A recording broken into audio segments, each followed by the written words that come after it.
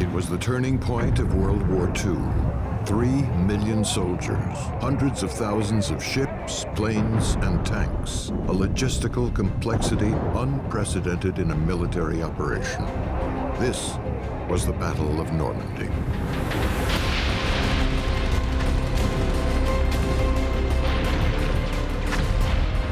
More than 75 years since the end of the war, certain details of this tremendous battle have gone untold. Very few people could tell you what happens in June and July and August and how the Battle for Normandy actually ended. Now, unpublished archives, 20 years of research, experts from the United States, the UK, and Canada bring to life the boots-on-the-ground reality of Normandy's 85 days of hell.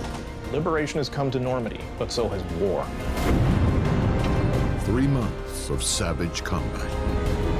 If we can destroy the German army in Normandy, then the rest of France will be saved. During which the Allies and the Germans will fight mercilessly. It's a battlefield where they live and they die, and where they fight and where they kill. From the average soldier's point of view, this just seems to be a hopeless situation. It was a very dirty battle, a schmutziger Buschkrieg, a dirty bush war. Everyone paid a heck of a price for this. D-Day was just the beginning.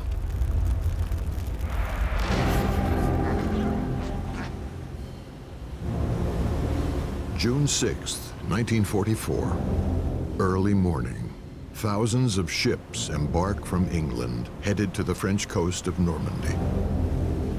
2 years in the making. It's an Allied operation to take back France from the Germans. They call it Overlord.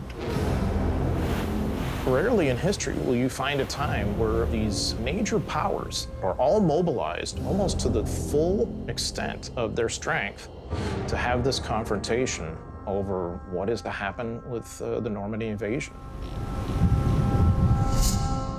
Allied soldiers will face a territory that the Germans have occupied for 4 years. Caen, Cherbourg, Saint-Lô, all the great cities of Normandy are under Nazi control. The landing zone chosen is 80 kilometers long. Placed under the command of U.S. General Eisenhower, the troops will land on 5 sectors. Utah and Omaha beaches will be taken by the Americans. Gold, Juno, and Sword beaches by the British and Canadians.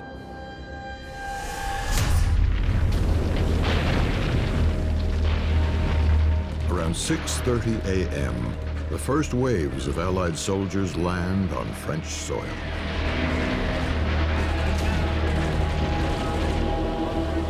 During the first hours of the landing, the Allies suffer heavy losses from the entrenched German defenses.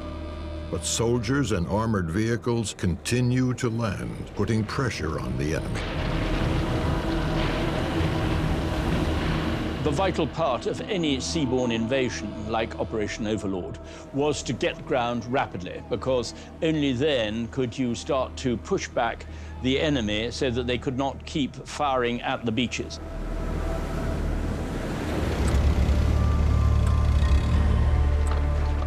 After just 1 day, thousands of Allied soldiers have already been killed. But the wide scope of the landing has been fatal to the Germans. The first phase of Operation Overlord is completed. Scattered throughout the landing zones, the Allies must now regroup the different units on the ground.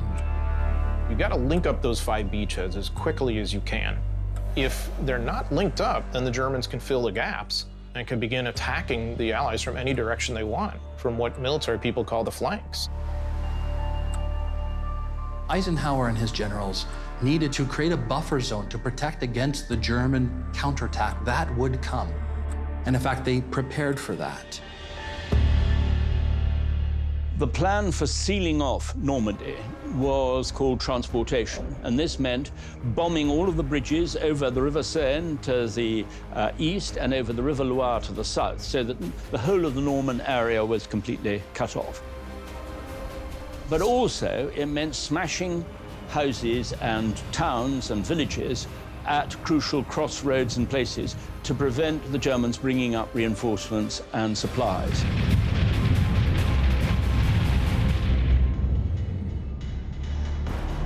The American phrase, which had been invented in Italy, was called putting the city in the street, which basically meant simply blocking the roads so that traffic could not get through.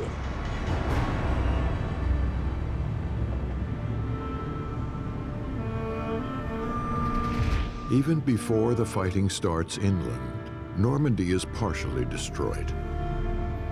No water, no electricity, no phone lines. And now, after taking the 5 landing beaches, the Allies must advance, whatever the cost, to push the Germans back and occupy enemy territory.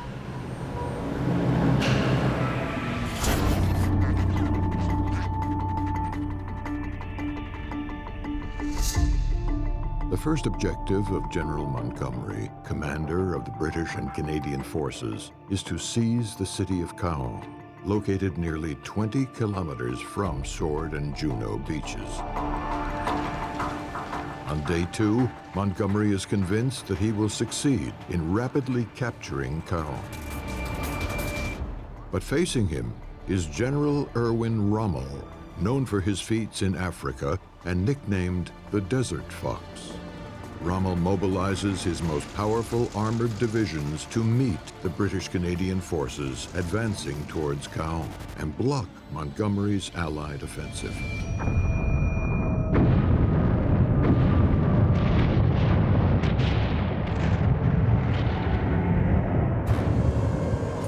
The first days of fighting north of Caen are devastating. The perfectly organized German defenses invariably repel all English and Canadian attempts. Facing the German Mark IV, Mark V, and Tiger tanks, the American Sherman tanks used by the Allies are just not up to the mark. What we have to remember is every American Sherman tank has to be shipped to the battlefield. So it means you have to produce something that's reasonably light enough to be able to ship and small enough that you can get it on the ship. It's a reasonably good tank, but you don't want to be in a toe-to-toe battle with a German tank head-on. 33 tons for the Sherman, more than 43 tons for the German tanks. More robust, with armor superior to the Americans. They delivered devastating cannon power.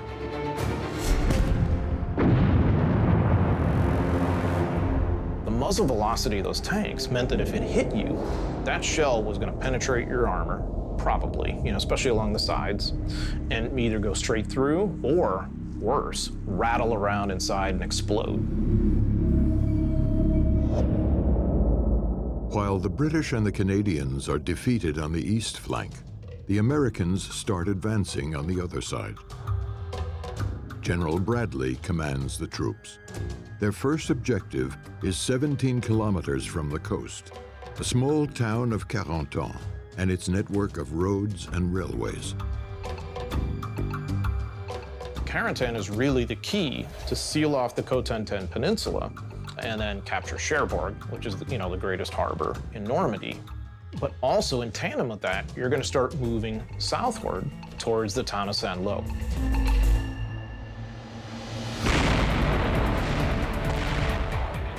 The 101st American Airborne Division surrounds Carentan on June 9, 1944. The fighting, ruthless and savage, would last 4 days and 4 nights.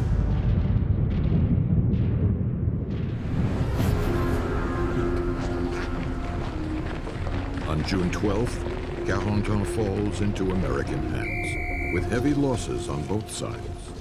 But the Allies have achieved their goal. 6 days after the landings, all the coalition forces are finally linked up. The troops occupy a beachhead 80 kilometers long, reaching at certain points 10 to 30 kilometers deep. While on the west side, the Americans advance towards Cherbourg and Saint-Lô.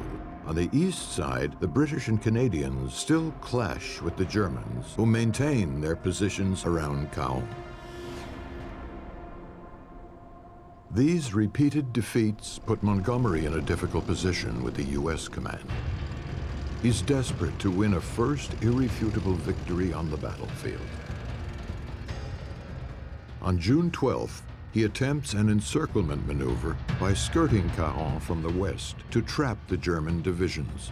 The 7th British Armored Division is sent to the small town of Villers-Bocage.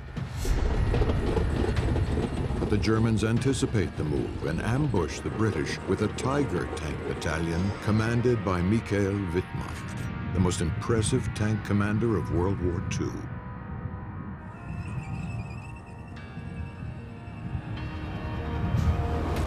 One by one, the British tanks are destroyed.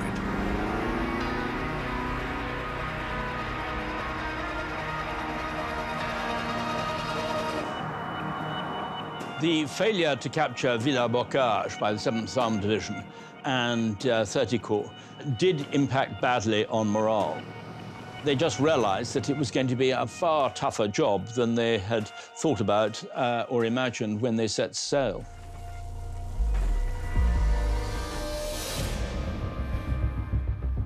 In these conditions, taking the port of Cherbourg becomes an absolute priority for the Allies. After capturing Carentan, the Americans take 10 days to travel 50 kilometers and reach Cherbourg. The 4th, 9th, and 79th U.S. Divisions finally reach the city on June 21st. They launch the attack the following day.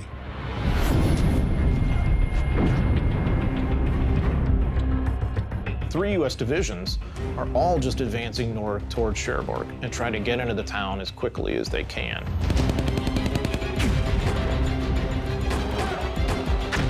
The city is defended by 30,000 troops, trapped by the Allies.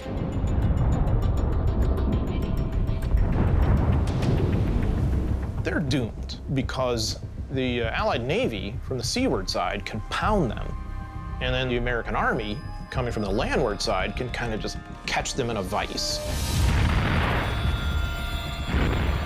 So the whole thing kind of just devolves into this sort of block by block fight.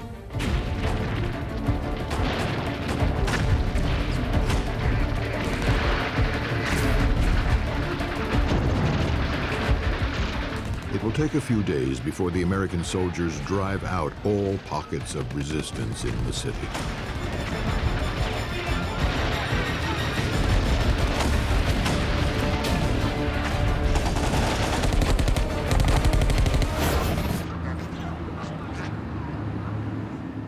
On June 26th, the Germans surrender.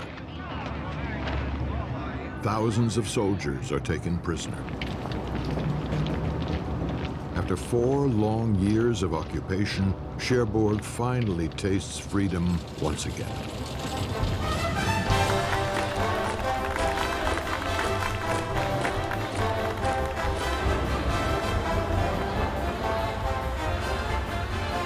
Cherbourg is certainly the biggest city at that point that is liberated.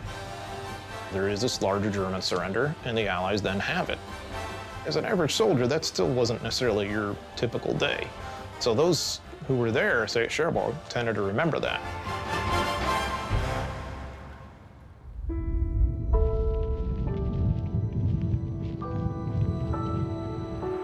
Despite this first victory in Cherbourg, the casualties after 3 weeks of fighting are staggering.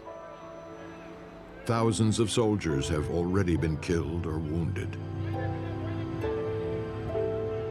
On the battlefield, the medical teams try to intervene as quickly as possible.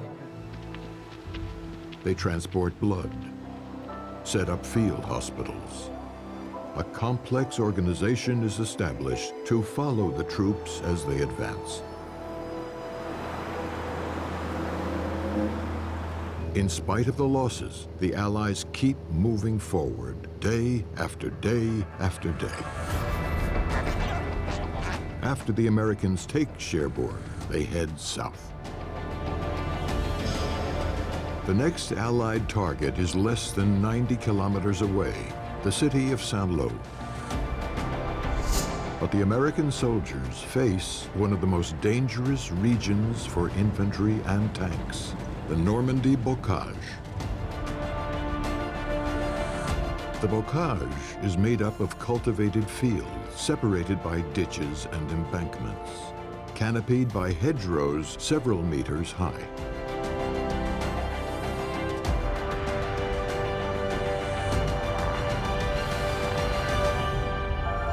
It's basically a maze of these hedgerows, most of which are about 8 feet to 13 feet high. That thick Norman soil, clay-like soil, packed around fences and stone that certainly individual soldiers can't get through. So the hedgerow opening becomes a kill zone. The Germans had 4 years to prepare their defense. Heavy machine guns were positioned in the corners of each field. Mortars target every spot the Allies might cross. And mines hide in their pathways. With a visibility of no more than a couple of meters, the Americans advance blindly.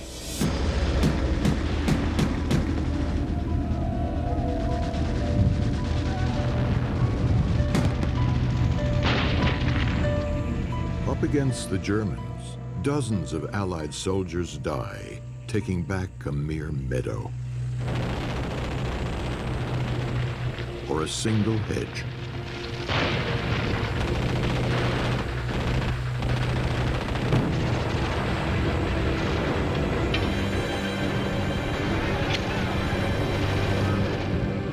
The U.S. Army finds itself in Normandy in the middle of a bloodbath, absolute bloodbath, day by day, hedgerow by hedgerow, choke point town by choke point town. Every one of them where you fight, you're going to suffer casualties. From the average soldier's point of view, this just seems to be a hopeless situation. You just know that this seems to be kind of the road to nowhere in Normandy.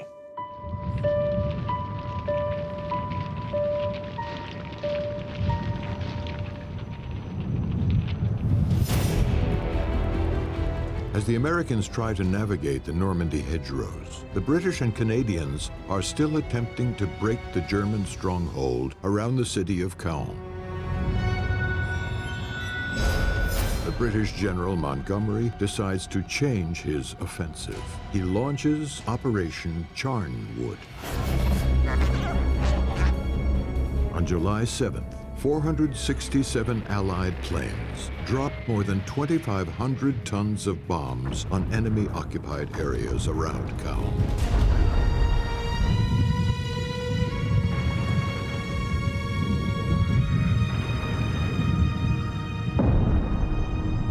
After having been heavily bombed on June 6th, the city of Caen is decimated.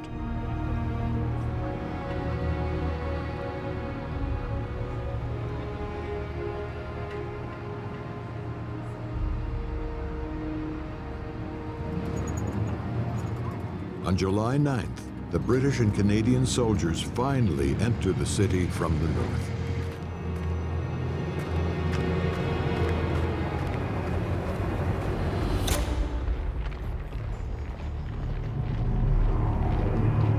As the Canadians and British fought into Caen through the rubble, they saw French civilians who had survived the bombing but whose family members had been killed.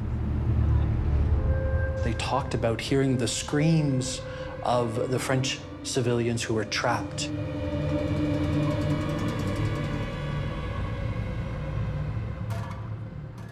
But for the Allied command, the annihilation of Caen and the thousands of civilians killed under the American and British bombs was a necessary evil, the price to pay in winning the battle. It's always hard talking about ends and means and what justifies what in warfare. A moral decision would be that the killing of civilians is almost by definition a war crime, but you're not going to be able to avoid it in reality.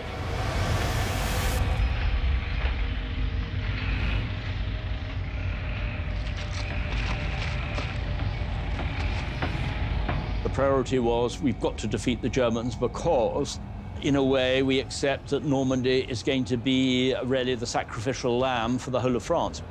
If we can destroy the German army in Normandy, then the rest of France will be saved.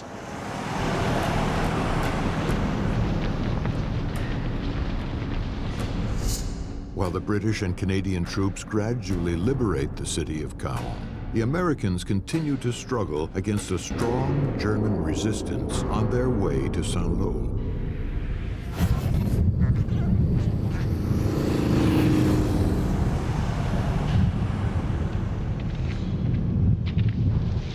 Thousands of Allied soldiers are trapped in the Normandy bocage. The incessant rain and mud slow their progress even more. To escape this fatal labyrinth, they try an ingenious strategy. We've got to create a new opening through the hedgerows, because the main one the Germans have covered, and they're going to kill everybody who moves through there. So they begin to weld, ironically enough, the remnants of German beach obstacles, the metal, onto the front of tanks with prongs.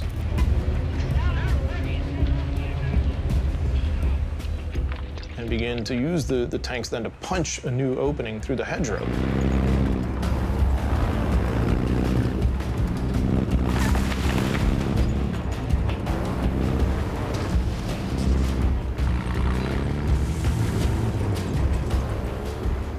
With these so-called Rhino tanks, the Allies take the Germans by surprise. But for every hedge crossed, they remain at the mercy of the enemy soldiers. As the Germans have in the ditches beyond the hedgerow a lot of Panzerfaust gunners. It's a one-time, one-shot kind of anti-tank weapon that can blow up your tank. So the infantrymen have to move very close to the tank, and basically what the military calls clean out the Germans in the ditches. That basically means kill them, and very close, face to face, quite often. And then the tankers will lay down what's called white phosphorus fire. And the white phosphorus is a terrible weapon. It's basically a chemical that will just burn through you as long as it has oxygen. It was a very dirty battle. I mean, the Germans themselves described it as a schmutziger Buschkrieg, a dirty bush war. And General Collins, who'd been fighting in the Far East, said this was worse than the jungle.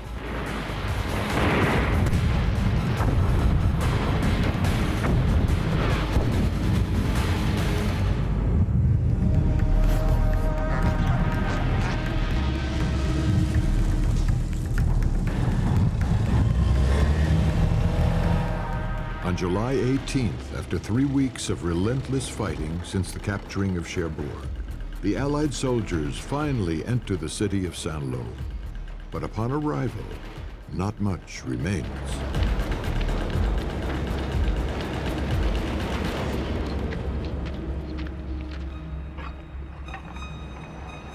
The soldiers have to advance extremely slowly as the Germans have mined the entire city. A few civilians emerge from their shelters to search the rubble for objects that might have survived the onslaught of Allied bombs.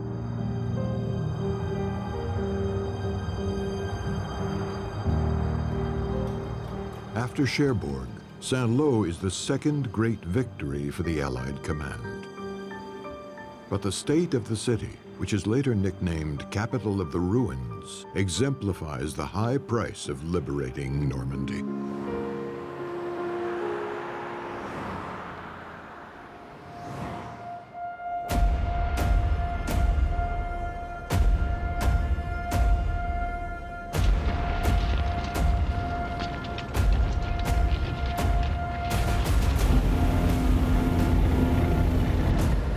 After a month and a half of fighting, the troops' morale is at an all-time low. Every foot gained against the Germans comes at the cost of intense and merciless combat.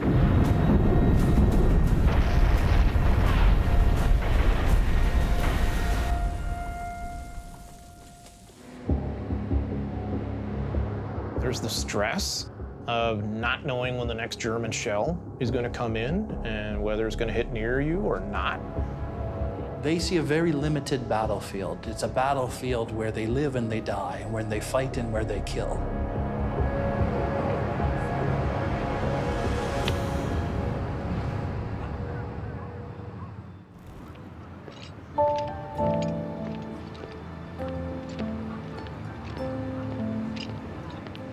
For the soldiers, the warm welcome of the locals reminds them why they came here to risk their lives.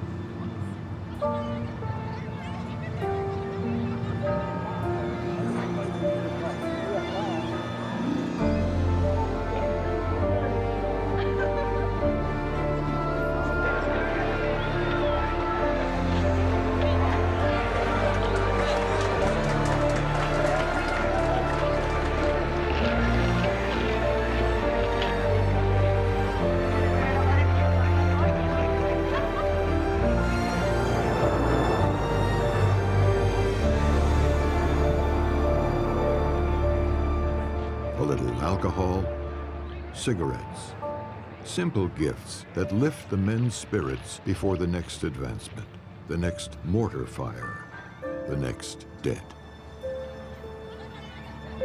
Over time, many of them realized that the only way out was to be killed or wounded, even as reinforcements came behind them.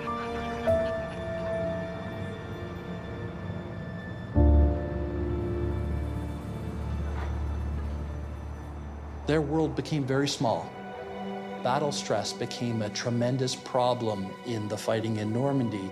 And in July and in August, as the strain continued, between about 20 and 30% of the casualties were combat stress.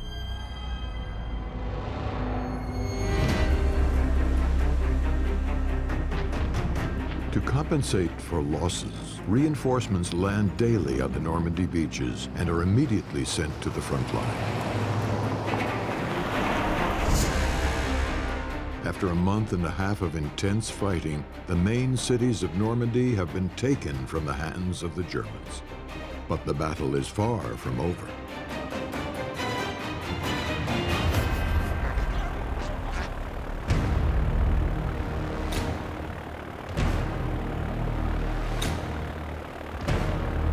To pierce the German defenses and accelerate the troops' movement, the Allied command launches Operation Cobra.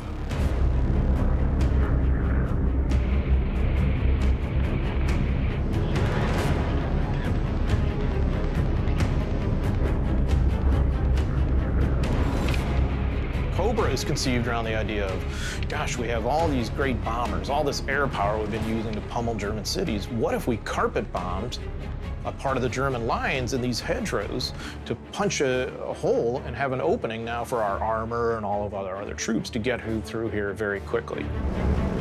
It makes a great deal of sense on paper. It's in the implementation that it creates some serious problems. Why? Because the bombers are not that accurate.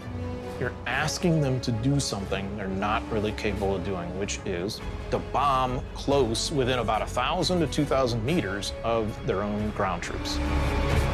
They're lucky to hit a target within 3 miles or so.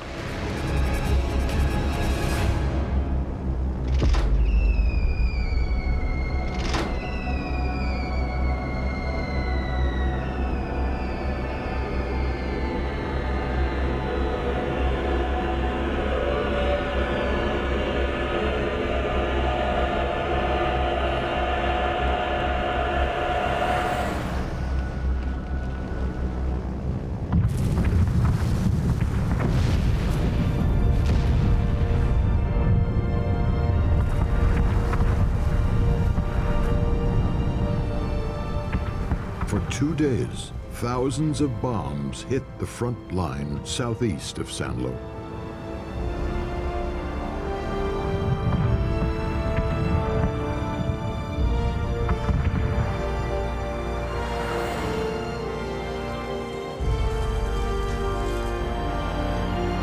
Over the course of 2 days, July 24th and 25th, 1944, the heavy bombers come over from England and they bomb in front of the U.S. Assault Division. They bomb short and they kill several hundred Americans. This is I believe, the greatest friendly fire incident in the history of the United States.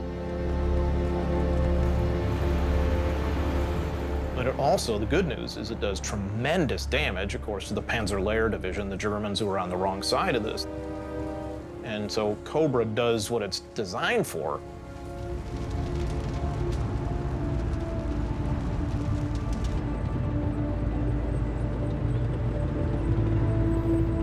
The Panzerlehr Division of the German divisions were so badly thrown by the heavy bombing that they were in a completely dazed state when the Americans got to them.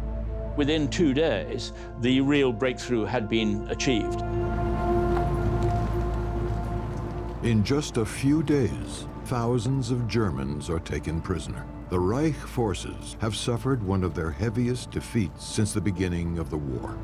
Despite the collateral damage, the military success of Operation Cobra brings the Battle of Normandy into a new phase.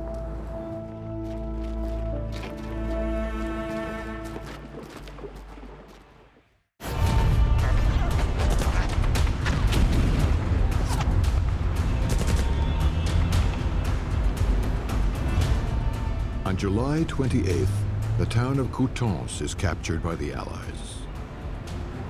The same day, a new commander arrives, General Patton. Famous for his feats in North Africa and Sicily, Patton has just taken command of the 3rd U.S. Army. His mission, make a breakthrough to the south of Normandy.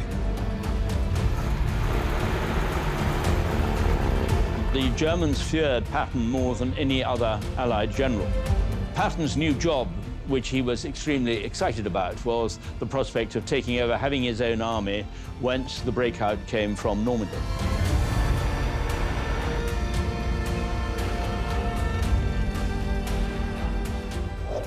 In just 4 days, Patton's troops will retake the cities between Coutances and Avranches and advance more than 50 kilometers to the south at a pace not yet seen in this battle.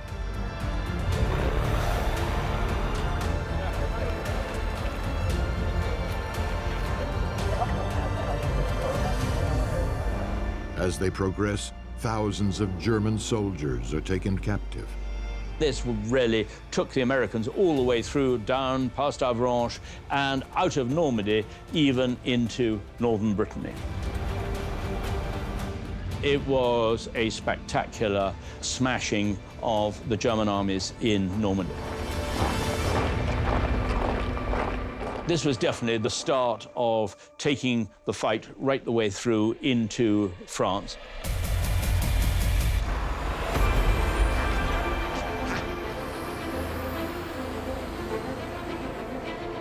On July 31st, Patton and his troops reclaim the Pont-à-Beau Bridge that crosses the Sélune River. They gain direct access to the west of France and to Brittany.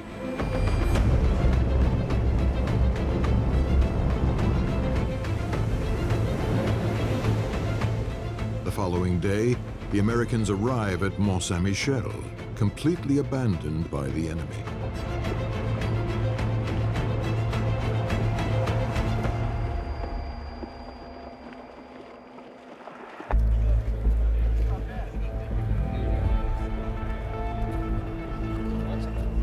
Patton's breakthrough is a serious setback for the German army. The Germans are in an existential situation in Normandy. Now, the logical thing to do would be to simply retreat eastward and get out of there and fight somewhere else. But we're not talking about logic when we're talking about someone like Adolf Hitler.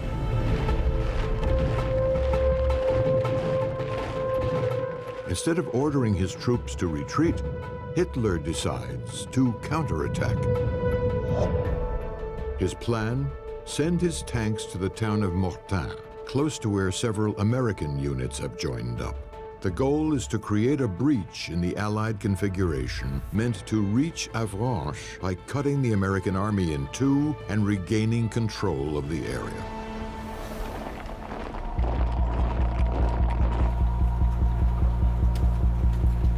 Reluctantly, the German generals on the ground prepare the counteroffensive. They had these firm orders from Hitler, even though most of the commanders of the German panzer units were dubious about this particular operation, but they had no option, but they had to go ahead and attack. On August 7, 1944, the Germans launch a counterattack in Mortain. Codename Operation Lüttich.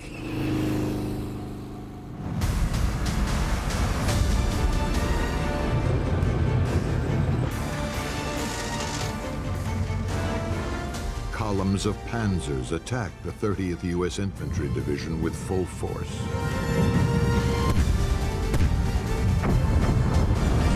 The GIs resist the powerful German tanks and manage to slow the Nazi troops' progress, giving time for reinforcements to arrive. Within a few days, the massive influx of Allied forces pushes back the German counteroffensive. Hitler's Operation Lüttich is a total failure. The Germans suffer at least 50% casualties, particularly along the roads that kind of envelop on either side of Mortain. It's really a disaster for the Germans.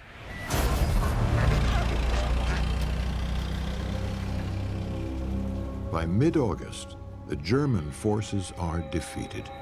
On August 15, 1944, Hitler throws in the towel and orders his troops to flee Normandy. Arriving from the west, the Americans advance at full speed towards Argenton to join forces with the British and Canadians. Village after village, one by one, they occupy enemy positions.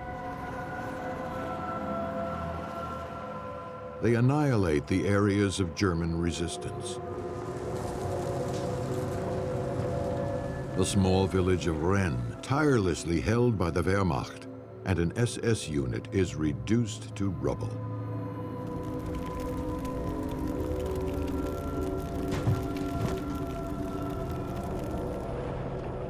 Dozens of civilians are killed. But now is the time to expel every last standing German soldier in Normandy.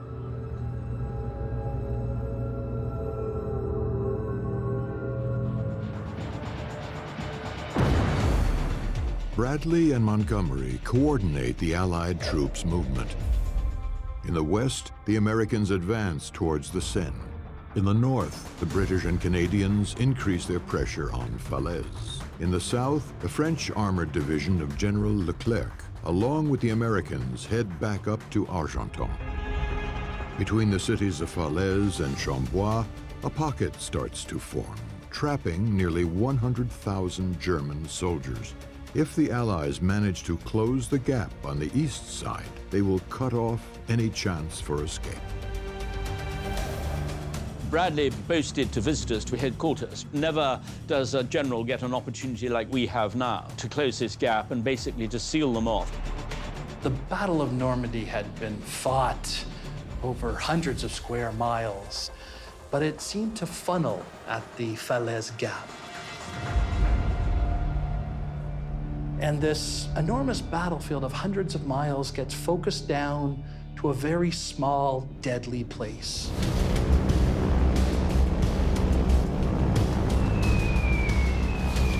To weaken the enemy's final defenses, the Allied air forces hammer the German positions.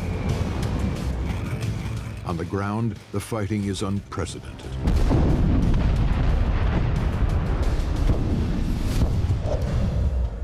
The Canadians take Falaise on August 17th. Train the 18th. Little by little, the vice tightens on the Germans. They have a corridor of no more than 7 kilometers wide to flee to the east.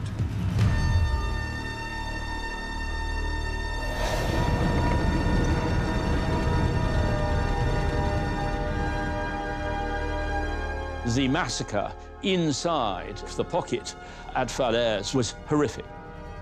The fighter bombers kept on coming in. All of the German transport horses dragging field hospitals or guns or whatever were just simply machine gunned in their traces. The smell, the stench of corpses for weeks afterwards was simply appalling. It was a turkey shoot, as the Americans would have called it. On August 21st, the Falaise pocket is closed once and for all in Chambois.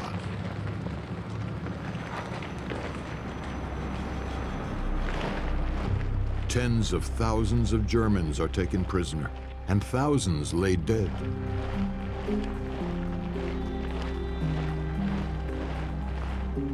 The battle will later be known as the Stalingrad of Normandy. You have thousands of dead bodies, animals and humans, that are in that area. Eisenhower will later walk it famously and say it was possible to walk from one side of a field to another without ever stepping on anything but dead flesh.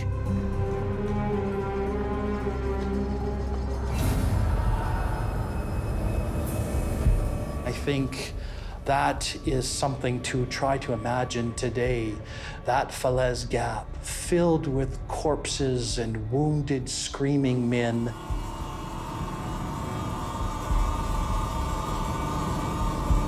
And that was the price of victory.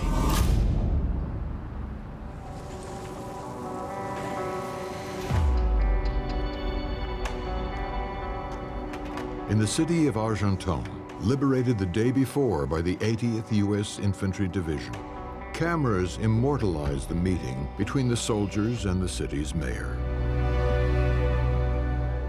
In the middle of the rubble, some civilians finally dare to emerge from their shelters.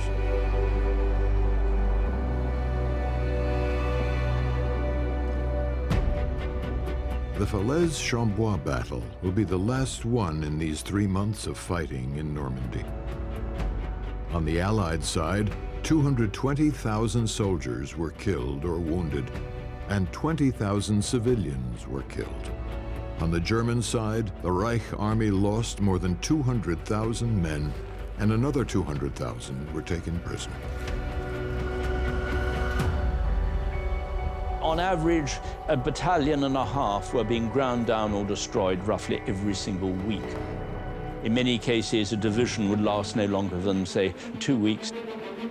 Well, this gives one an idea of how much Normandy contributed, I think, to the overall Allied victory, just purely in the case of the destruction of German formations.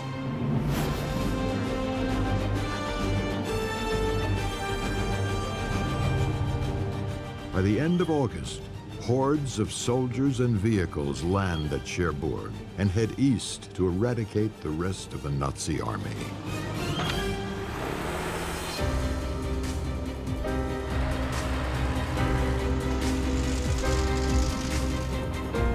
Everybody knows about the landings on the 6th of June.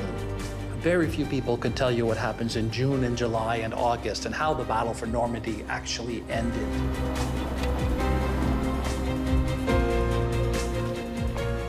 And I think to this day, we are still dealing with those battles, that war, trying to come to grips with it, trying to make sense of it, trying to understand the ruins of Normandy 75 years ago.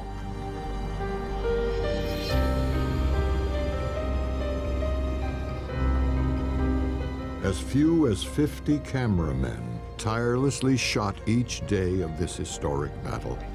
They left behind hundreds of hours of footage, some of which only surfaced decades later.